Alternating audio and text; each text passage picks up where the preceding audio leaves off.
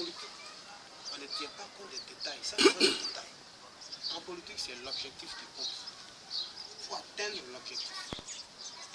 L'objectif ici, là, notre objectif, c'est la libération du pays.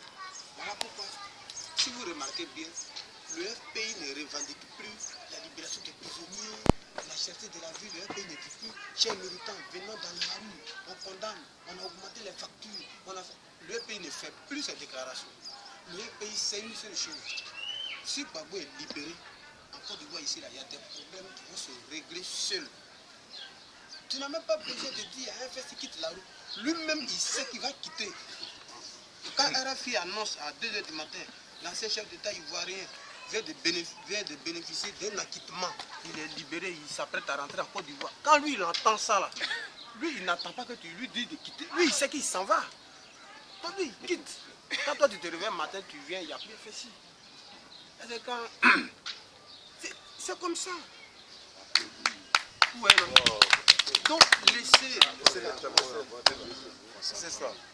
Donc, ici, notre objectif, c'est la libération de Gbagbo. C'est la libération de Gbagbo. Tout rien. Donc, Gbagbo sera libéré. D'abord, je veux commencer par là. Demain, lundi, les journaux de RDR vont sortir.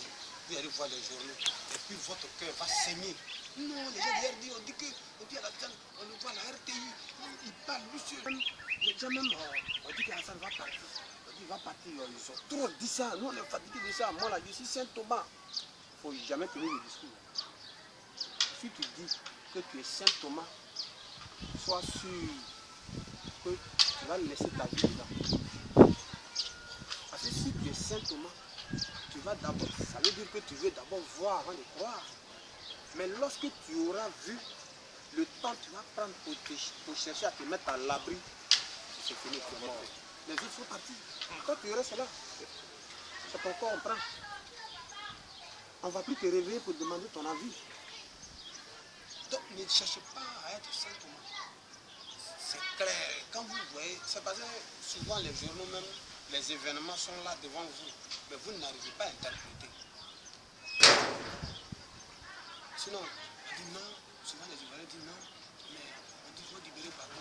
Est-ce que Alassane est là? Si Gbagbo vient là, est-ce qu'ils ne vont pas le mettre en prison? Hein, vraiment, ils ont jugé Gbagbo, on dit qu'à se rabaisser à nous, ils l'ont condamné à 20 ans. Ça, la Gbagbo va venir demain là, ils vont le prendre encore, ils vont le mettre en prison. Ça, c'est un raisonnement qui n'a aucun sens. Vraiment. Non, je dis,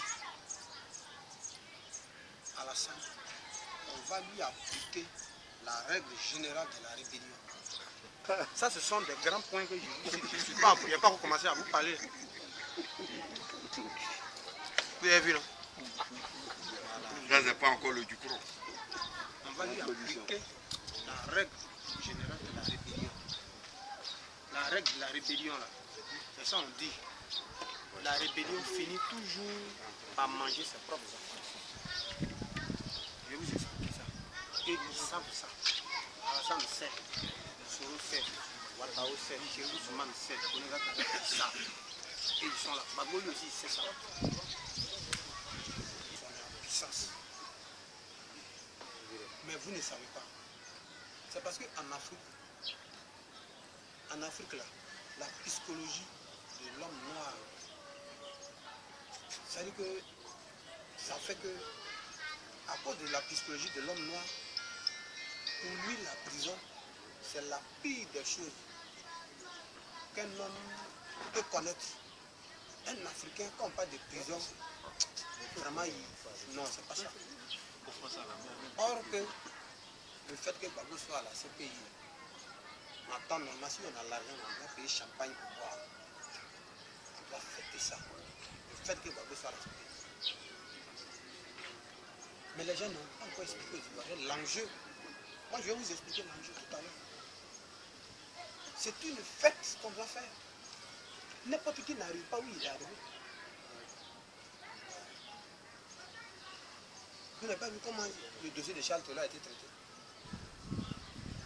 Charles Taylor, ils l'ont envoyé, les Américains n'avaient plus besoin de lui, ils ont dit au Obasanjo, on va le chercher. Quand ils ont dit à Charles Taylor quitte le pouvoir, Charles Taylor voulait jouer les je dis Obasanjo, va leur jeter. Quand Obasanjo a pris son avion, il est allé à Monrovia. Quand Charles Taylor qui était au stade en train de faire son meeting, il a vu le Boeing de Obasanjo derrière. Il a compris que c'était fini pour lui. Il dit mon frère, fini, tu viens monter ensemble. Toi au moins tu n'es pas mort. Monte. Il a pris le gars, il l'a mené au Nigeria. Nigeria, il est resté là-bas, ils ont voulu le faire fuir son réseau. Les Américains l'ont pris, ils l'ont jugé. En ce moment, qui sait où ils l'ont condamné à plus de 50 ans de plus. Et à ce pays-là, CPI, là-bas, il n'y a pas de prison. On te juge à la CPI. Quand on te condamne, on t'envoie dans un autre pays, sur un autre continent, pour que tu fasses la prison. Ils ont dit, comme une lettre à la poste. Bah, c'est fini, allez. Ils ont mis là. Jean-Pierre Bemba. Ils l'ont pris, ils l'ont mis. C'est fini. C'est Gbagbo qui est parti. Et quand Gbagbo est parti, Gbagbo les a prévenus. Il leur a dit, on ira jusqu'au bout. Quand il dit, on ira jusqu'au bout, il voulait leur dire, je ne suis pas une lettre que vous allez poster. Vous ne pouvez pas me poster comme une lettre. De toute façon, vous avez fait les autres là. Vous ne pouvez pas me poster comme une lettre. Ce procès là, on fera ça. Au fond, je dis non. Il n'y a plus de procès. C'est dans ça on est. Donc il faut que vous soyez serein. On a gagné la guerre. Il n'y a plus rien. Mais notre victoire, vous allez voir ça. Dans quelques semaines, c'est pas loin. Ça ne dépasse pas 2 mois. Vous allez voir. Vous allez sentir ça. Comme vous voulez voir vos yeux, vous allez voir. Chacun verra de sa position. Et il viendra faire le commentaire. On va se retrouver. Je vais vous faire toute la lecture pour que vous compreniez mieux la situation. Gbagbo, vous savez tous que Gbagbo, on était avec lui ici. Mais, je vais vous le dire, à l'époque, quand on venait au Parlement, on parlait. Mais on ne fait pas de stratégie avec la masse. On ne fait jamais de... Quand on veut faire une stratégie là, vous vous appelez un petit noyau et vous faites la stratégie. Et puis la stratégie là s'impose à la masse. Voilà pourquoi, à l'époque, le monde comme ça, au Parlement, tu ne peux pas y aller, sinon, politiquement, vrai, c'est la Côte d'Ivoire qui a été le bourreau vis-à-vis de la France. Nous qui avons commis la guerre face à la France. Parce qu'il fallait qu'on le fasse, pour que la France fasse la guerre, pour que la situation tourne de cette façon, pour que vers la fin, on obtienne ce qu'on veut. Si on n'avait pas fait ça, on ne pourrait jamais arriver à la fin. Je vais vous expliquer comment ça se passe. Gbagbo, on sait tous que Gbagbo menait un combat de souveraineté. Et vous avez vu que l'histoire, ils ont écrit dans les livres d'histoire, a démontré que tous les pays qui veulent l'indépendance, ils ont toujours mené eux tous la lutte armée. Ils étaient tous indépendants dans les armes. On prend toujours le cas de l'Algérie, l'Angola, le Vietnam, tous ces pays. Mais la petite partie que les Ivoiriens ont oubliée, la petite partie à laquelle on ne fait pas attention, c'est que la Côte d'Ivoire n'est pas dans le même contexte que le Libéria, que l'Algérie et l'Angola et le Vietnam. Que ce soit l'Algérie, l'Angola et le Vietnam, aucun de ces 3 pays n'a signé des accords secrets avec le pays colonisateur. L'Angola n'a jamais signé un accord secret avec le Portugal, ni l'Algérie, ni le Vietnam. Voilà pourquoi ils ont mené la lutte armée et ils ont vaincu militairement la France et ils ont été indépendants. Mais dans le cas ivoirien, nous avons signé des accords secrets avec la France. Mais lorsque nous avons signé ces accords, chaque partie, c'est-à-dire que la Côte d'Ivoire détient une copie de l'accord. La France détient une copie de ces accords. Maintenant, la France, qui est le pays colonisateur, qui nous a fait signer cet accord secret-là, est allée déposer une autre copie à l'ONU. Puisque l'ONU est l'organisation mondiale.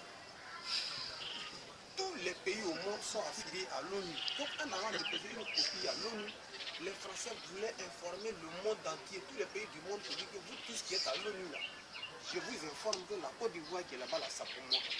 Voilà pourquoi ils sont allés déposer une copie à l'ONU. Maintenant, les États-Unis, c'est le bras armé de l'Europe, c'est leur défenseur. Eux, ils ont la force militaire. Donc, la France est allée donner une copie aux États-Unis comme leur témoin.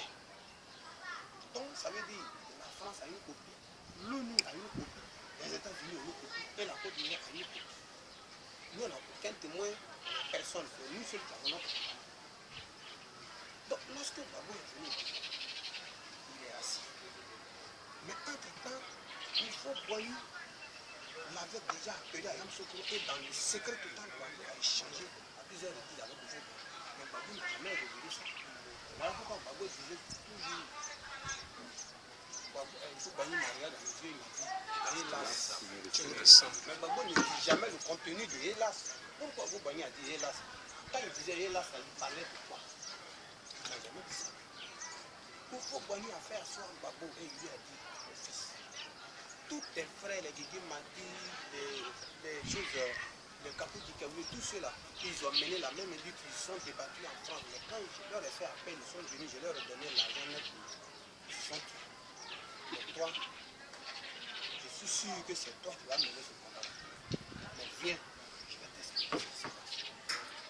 Et c'est comme ça que Boigny a dit à Gbagbo. Il dit les accords secrets que nous avons signés à la France, je les fais par contrainte.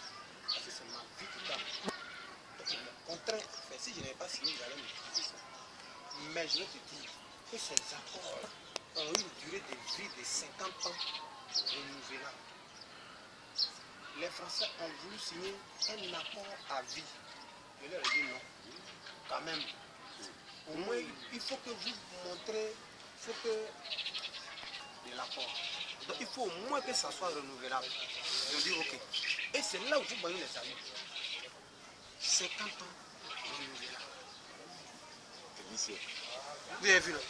On va dire ok. Et c'est comme ça où Foubani a sorti en 2000.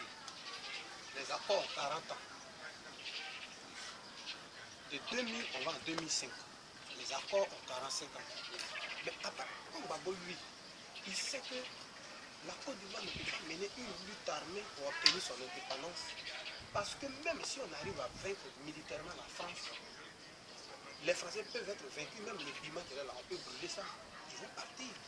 Mais quand ils vont aller chez eux, arriver à l'Élysée, l'Élysée va sortir le document pour dire voici une copie qui démontre que nous sommes en accord avec la France. Et cette copie-là de l'accord a une valeur qui a vaincu militairement la France, mais juridiquement, on a toujours leur préparé à cause de l'accord. Donc c'est comme si la guerre militaire aurait été inutile. Et puis, militairement, on ne peut pas aussi vaincre la France. Donc, ce n'est pas parce qu'on ne les moyens pas par la force qu'on va rester les bras croisés. Il faut trouver une autre technique. Donc, à partir de 2000, on va voir comme ça entreprendre les réformes économiques, monétaires. Puisque Gbagbo sait qu'à la fin, on doit créer une monnaie. Mais les réformes économiques et monétaires, il a ouvert ça par ce qu'ils ont appelé le budget sécurisé. Le budget sécurisé, c'était une couverture. La BCAO appartient à la France. Mais c'est à partir de la BCAO que la France contrôle notre économie. Donc, il fallait entreprendre les réformes jusqu'à la BCAO.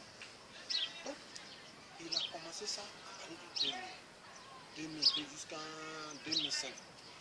Maintenant, en 2005, on devait organiser les élections. Les élections n'ont pas eu lieu. Et c'est en 2010 qu'on a organisé les élections. Mais quand vous regardez bien, quelle est la différence? En 2010, les rebelles n'ont pas désarmé. Ils ont organisé les élections. Pourtant, en 2005, les rebelles aussi n'étaient pas désarmés.